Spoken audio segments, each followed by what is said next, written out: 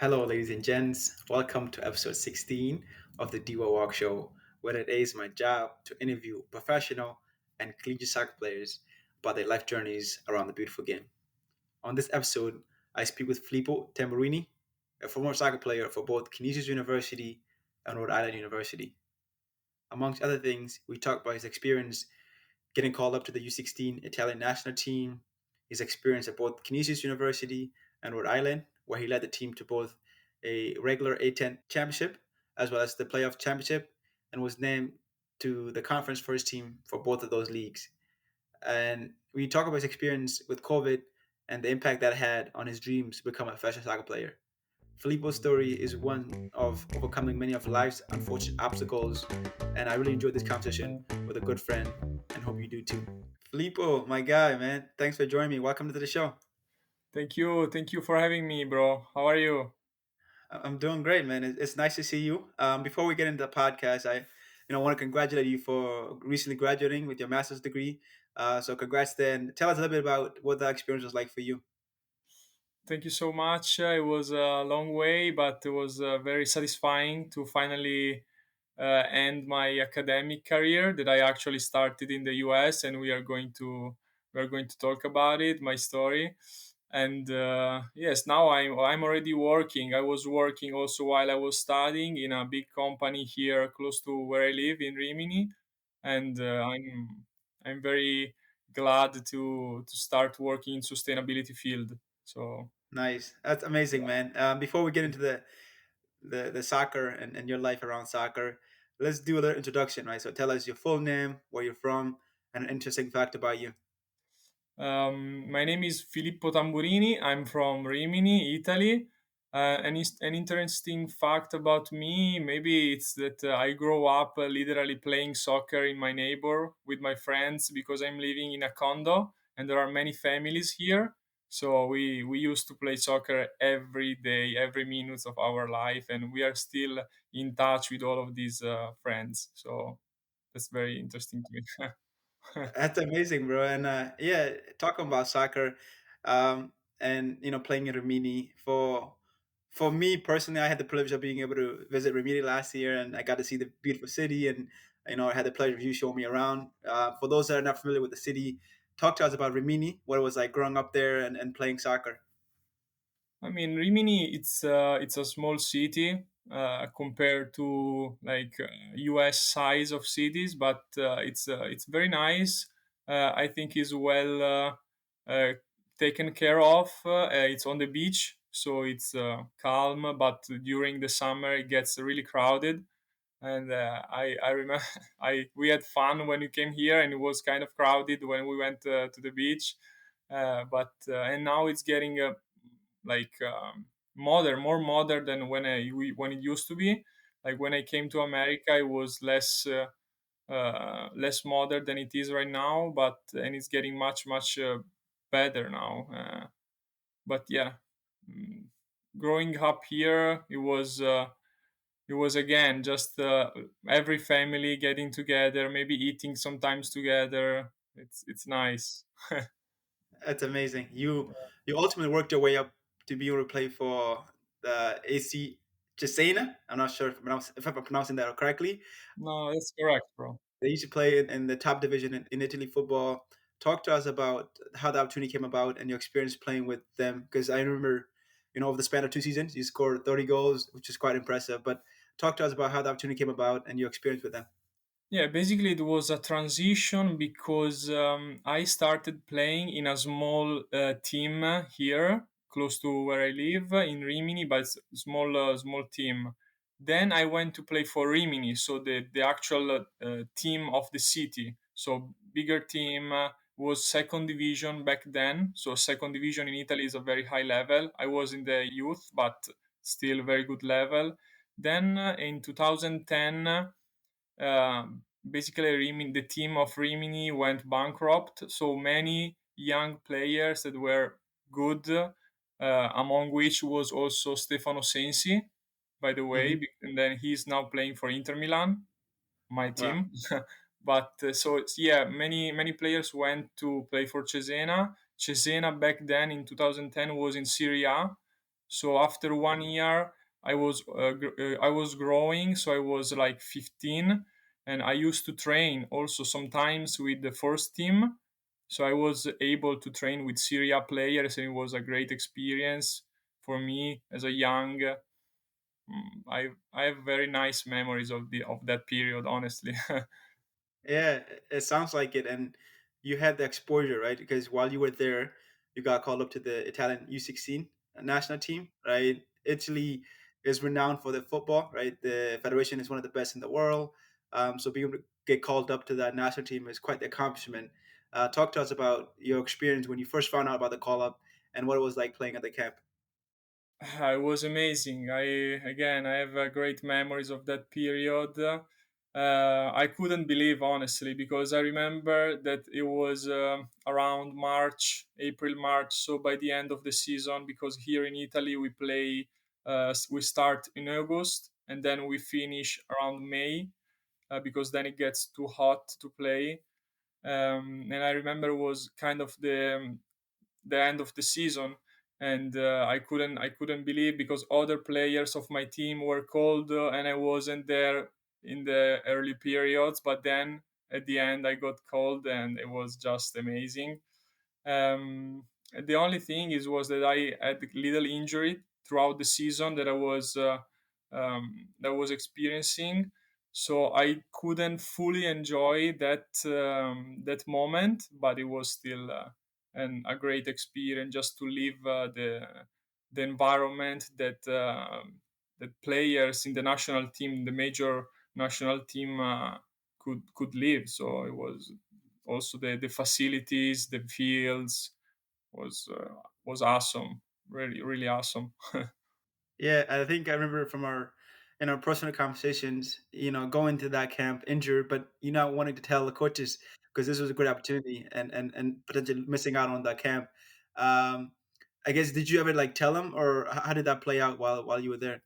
I mean, honestly, when you are at that level, also like teams and federation, maybe they speak. They speak. I guess they speak, but I never said anything about it because I just wanted to be there and try to do my best, even if, like, honestly, I was hurting because my knee was bad, but I still went on it. So Did you play the whole camp and like could you feel like obviously you weren't 100%, but was it very like obvious? Or could you like see it like from the outside looking, or was it more you just felt it? no, you couldn't really see it, but I knew from like in myself that I wasn't 100%, as you said. I was maybe 70%, and I couldn't run like fast as I know how to do it. I was always like uh, I don't know. I had like someone that it was just stopping me on going my full potential. So it wasn't the best, but still the experience was just memorable. So Yeah, uh, I can imagine. It must have been a really proud moment for you and your family. yeah, also. Yeah. So after the academy and prior to coming to the States to play college soccer, you played in the fourth division of Italian football. Talk to us about that experience and what it was like playing with more experienced players who had professional experience. Yeah, yeah. Basically, at one point, you are still young, but then the youth leagues of the teams end, so you can be called to a first team of a team. So there are other maybe workers, players that played professional, or other young players that were not where you played before, like for example Cesena or other smaller team or even bigger team. It depends, but it's more like a heterogeneous group. So it's first team, more heterogeneous, and it was a great experience because you are used to play with players of your age, but at that time instead you get to play with people like maybe defenders that are 30, well experienced, like they know how to do it, they know how to get you hungry, so then you can perform at your best. So it was really nice also how to manage the game because you can get relegated. So the coach maybe doesn't play you because he doesn't think that you are ready for the game, but also because he can lose his job, because if you get relegated, maybe you get fired. So it's very nice experience because it gets you more into the game and in these tricks of the games, more experience. That makes a lot of sense. You started your D1 college career at Canisius University, a small D1 school here in Buffalo, New York. Talk to us about what the recruiting process looked like for you and how you came across Canisius. Yeah, so actually, before the decision to go to America, going to America, I was thinking about playing in England because I wanted to learn English because my English level was really bad. You know it, you remember because you know we Yeah. played together in the first days, and but then the opportunity came through Yeswi College through Nico, and he got contact with coaches, Sam Bonaventure, Canisius, and others. We just had a showcase, so we went there, we played, we got recruited, we got the offer, and the offer for me was great, so I accepted. I happily accept the the offer, and then we 1 year later, because there is a 1 year of adaptation with filling in the documents and stuff and bureaucratic stuff, and then when I was 21, I started this experience, this great experience, honestly. Looking back on the decision to leave Italy and come to America, talk to us about your thought process, right? Because on one hand, you're like leaving your family and friends behind. You're going to a different country. You don't know anybody there. But on the other hand, you're pursuing your dream. You want to get your issue and see how far you go with soccer. Like, talk to us about your thought process throughout that process. Yeah, I mean, I was thinking, okay, I'm playing fourth division. I'm getting some money, but not the money that you think. Like, it's not that you can live out of that and make a family. So, and it's really challenging here in Italy. Like, the level is high, but you don't really get the compensation maybe you deserve, in my opinion. So, for example, you might give up study because you want to play, you want to try your best playing because you want to go maybe Serie B or professional leagues. Going to America was a good balance between these two. So, pursuing the education while still trying to go professional. So that's really what pushed me to go to America beyond learning English and trying an amazing experience. And I didn't know anything about America, to be honest. So it was like an immersion to a new culture and a rebirth. So Yeah. In regard to that, right, coming to a new country, what was your experience like? I mean, from my own personal experience, right, like there's a lot of differences in one, obviously not understanding the language, two, the culture, and then just the cold weather, right? Like, what was your adjustment to America like? I mean, bro, it wasn't easy because I mean, you saw where I live, so it's warm, it's chill, but then Buffalo in the winter is challenging. So it wasn't easy, but I was really really motivated again to grow, to learn the language, to get the work. Indeed, you could see it on the field because I was really motivated, and despite some maybe skills, like missing skills in the team, but as a group in the first year, we really got together, stick together, and we had an amazing season. So it was a really nice impact in the US, in my opinion, but with challenges, of course.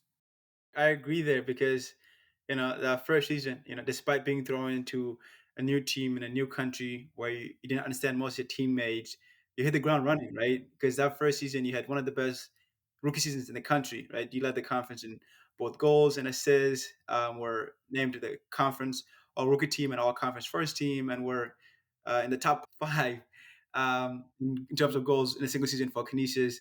Uh, I guess talk to us about what you think helps you have such a seamless transition despite the aforementioned challenges. Honestly, bro, I will tell you something that probably I never told you before. I remember studying a sports psychology class with this professor that was Professor Reeds. He was such a great mentor for me because while I was trying to learn English, he was such an empathic professor that helped me so much. Would motivate me so much. Plus, his subject was really interesting because I mean, sports psychology. It's really interesting, and I think that psychology in sport is just maybe 80% of the game because it's really important to be ready not only physically in soccer but also mentally because there is a lot of pressure, a lot of anxiety while you play. So it was really motivating myself, plus my inner motivation because I was there to try my chances to play soccer professional and also having fun, meeting new people, and getting the job done. So that was kind of the context in which I was. That makes a lot of sense, and I 100% agree there. I mean, I think it's undervalued or underappreciated, right? The mental aspect of the game, and it becomes more important the higher level you go, right? Because you can't perform if you're not mentally there, right? Like your body is only used with your mind. So like if you're not 100% right there, it's struggle, and I struggle with confidence. So I know what it's like to like not play like you know you could because you're not mentally there or you're not fully there mentally, right? Um, and so the following season, right, the team was supposed to be even better, right? I remember we were losing a couple of guys. Most of the team was returning.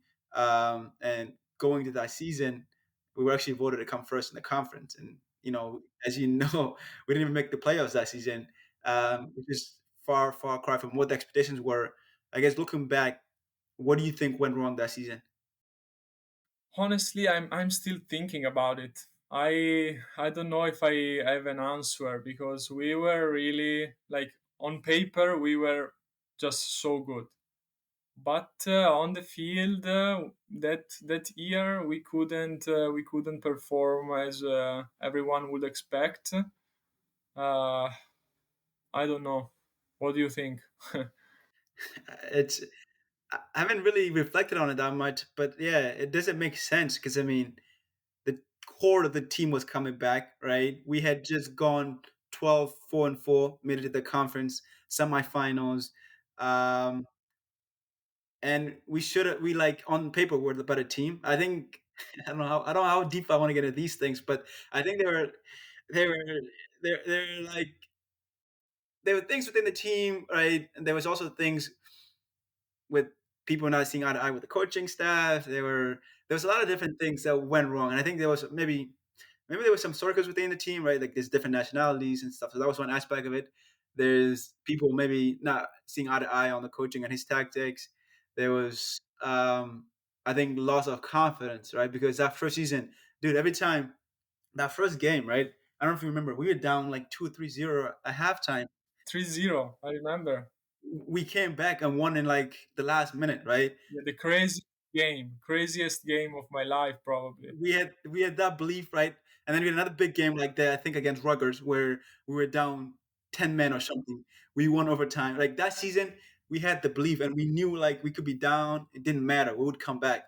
The following season, it was like the opposite. It was like we were so like loss of confidence, and we would lose, and we just feel depleted. So I can't put my finger on one thing, but I think there was a lot of different things that played a role in that season, which is unfortunate because the prior season we're like ranked top 50 in the country at one point, and like we're supposed to be even better, like make the tournament, get the scouts to look at us. But yeah, it's it's just unfortunate, and I wish I had, I wish I knew what exactly went wrong, but yeah, there's a lot of different factors for sure. Yeah, yeah, I agree, and that's the proof that soccer is not a science. It's just a multitude of factors going together just to try to win, but it's never easy. Never easy. 100%. So, following that sophomore season, you decided to transfer to Rhode Island University. Talk to us about your thinking and rationale for one wanting to transfer. I have idea why, but for your viewers, why you want to transfer, and then two, why you chose Rhode Island over the other schools that you could have picked. Well, I mean, for sure, the decision was to get more opportunities, more visibility. I knew that URI was a great soccer team, like widely recognized in the US. And I had the chance to take a look at the school only virtually, but the facilities, the fields, the grass fields was just for me from where I came from. It was Syria level, so I didn't think that much, and I just accepted the offer, even though I had some other offers coming also from the west coast. I don't know if you remember, Yeah, I but remember.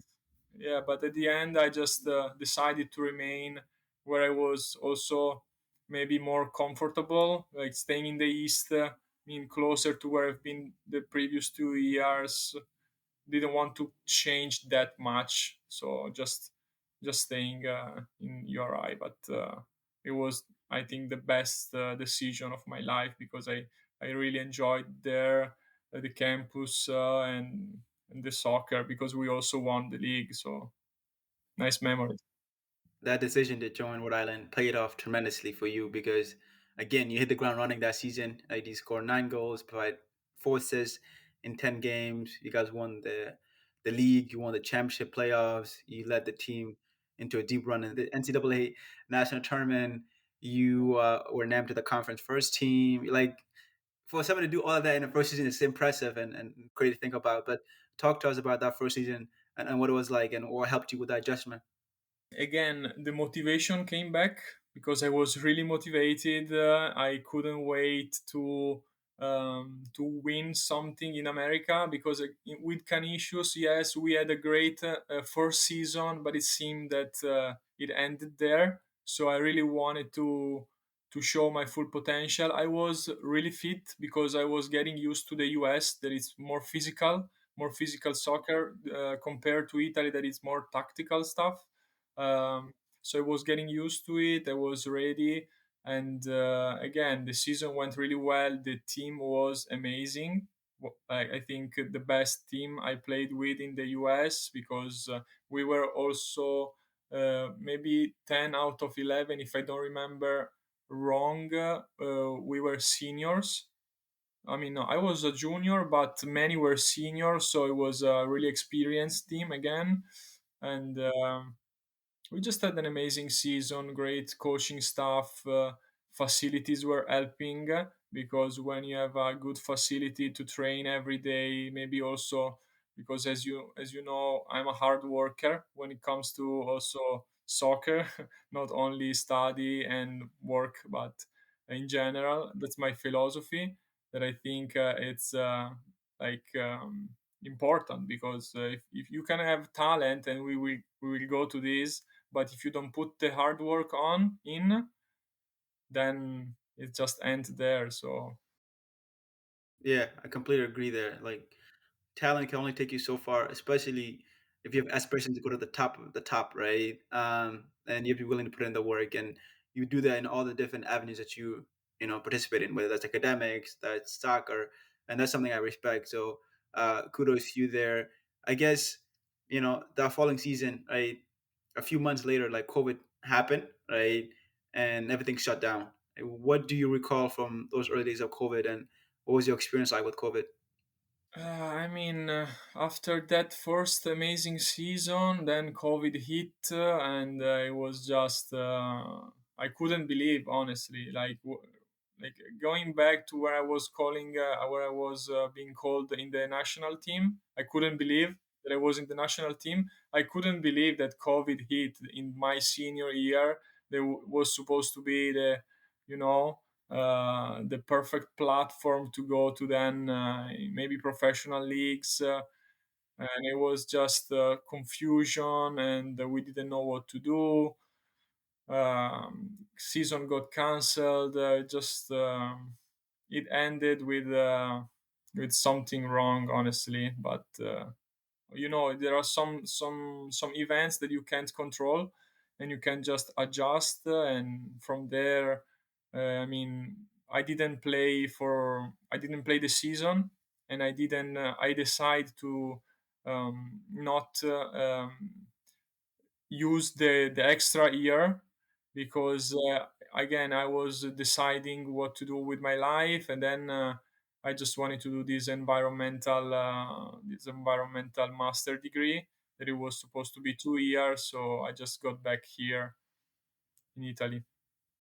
That makes a sense. And as I reflect on your story, you've had a number of unfortunate events that have severely impacted you, right? From getting called up to the U16 national team and being injured during that camp, to COVID taking away your senior year and your shot at getting drafted to the MLS.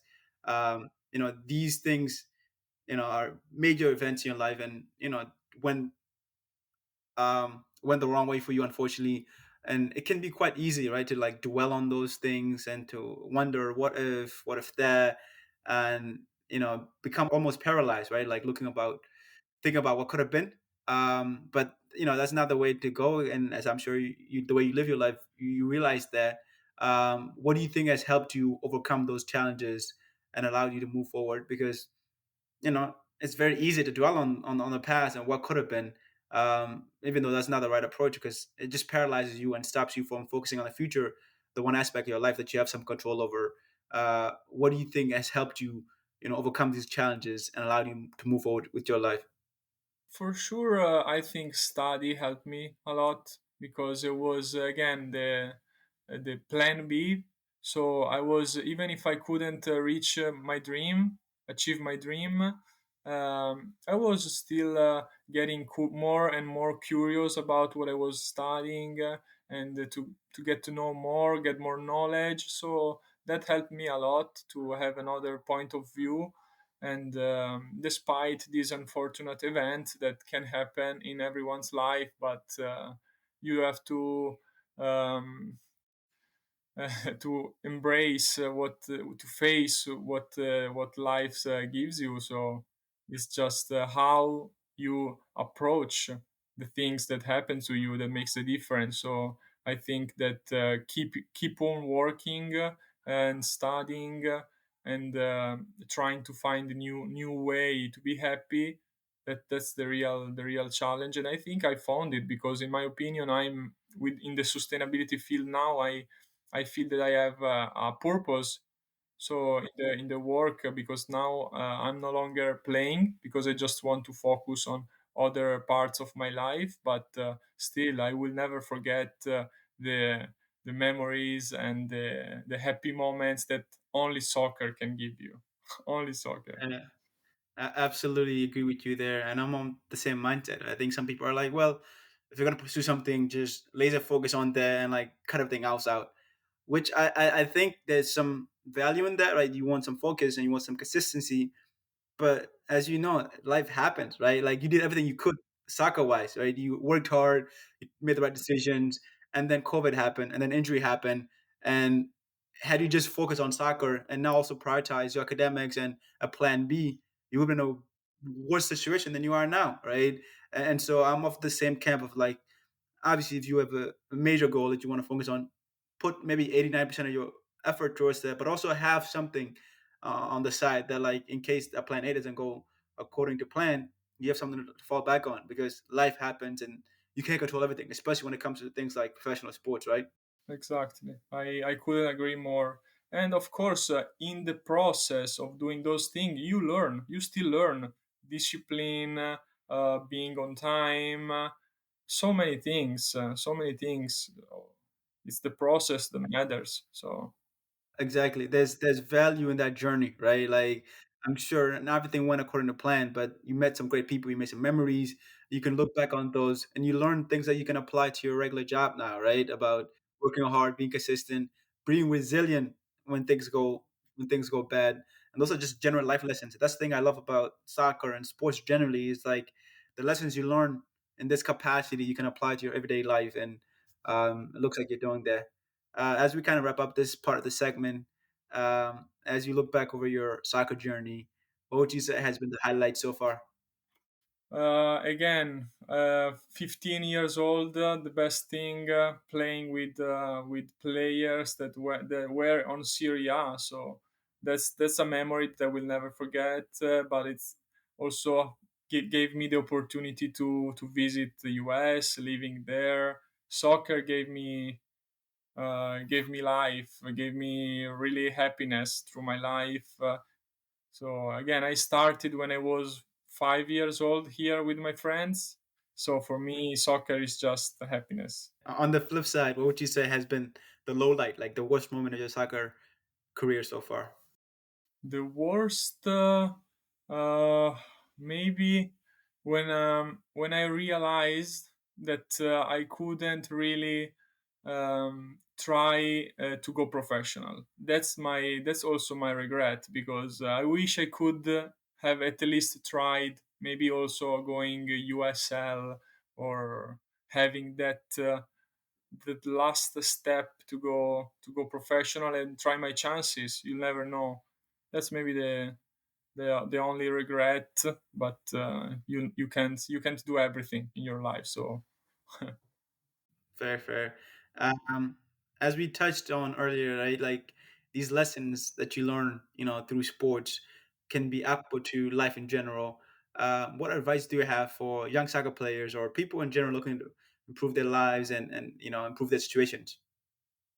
for sure, that's like soccer is, again, is happiness, but it's not everything. It's not that if you miss a penalty or if you lose a game, is not the end of the world. Just try to live. I know that there is pressure. We said it. We talk about it.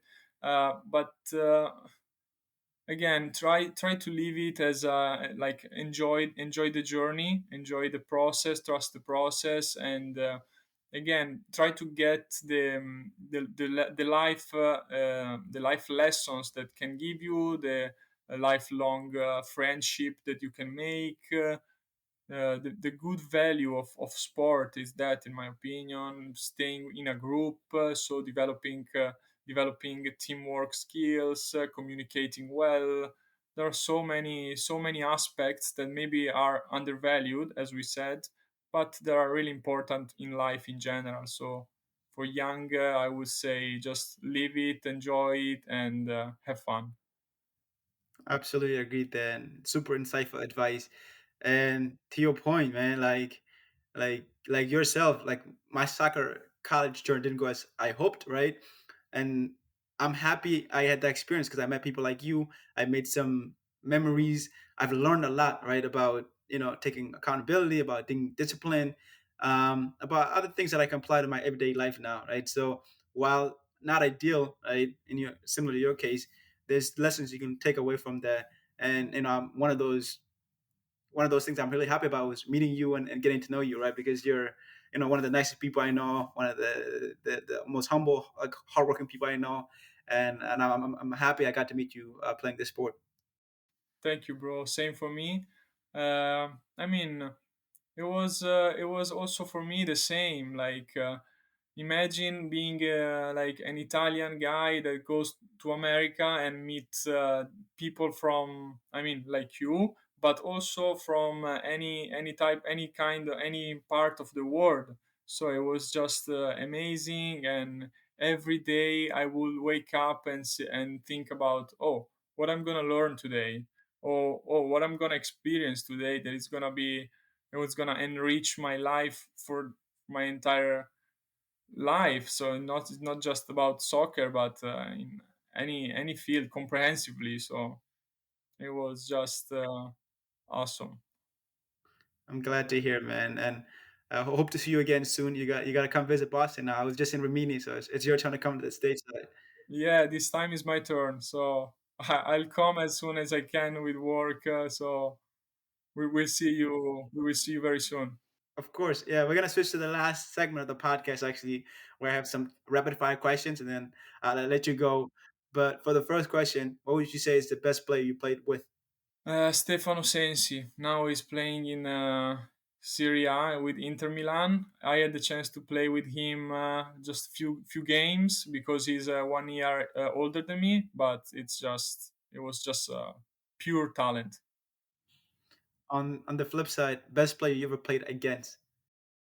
Best player I ever played against, for sure, Matteo Ronchi. It's I play with him, but also against him when I went to Cesena because we played together in Rimini, and he's one of my best friend. And now he's also playing, so he's literally the best. Start one, bench one, sell one. Luis Suarez, Sergio Aguero, and Lewandowski. Okay, I will start Lewandowski, bench Aguero, and sell Suarez. Sorry, I know if you're a Liverpool fan, but That's all good. You actually kind of remind me of Lewandowski a little bit, so maybe that's why you guys are similar type profiles. Messi or Ronaldo? I like both of them. But if I have to choose, Ronaldo. Really? Yeah, hard worker. No, that's true. That's true. Yeah, I think Messi's more talented naturally, but Ronaldo got the way he is because you just see the work he puts in terms of like what he does off the field and how he eats and how he carries himself. Both of those guys are just absolute masters. Haaland or Mbappe? Here I would say Haaland. Okay, okay. That wraps it up for me in terms of the questions. But I thoroughly enjoyed this conversation and really appreciate you taking the time out of your day to come talk to me today. And look forward to seeing you soon. Thank you so much, my friend. Thank you for having me, and hope to see you soon. Happy Easter because now we are in Easter time. So talk to you soon. I appreciate it, boss. Thanks for taking the time out of your day to listen and support this podcast. It is very much appreciated. Please follow the show if you don't already do so. The show can be found on YouTube, Instagram, TikTok, and the rest of the other major platforms. As always, be kind to yourself, be kind to others. Much love. This show is produced by Yak Awok and original music by Scott Holmes.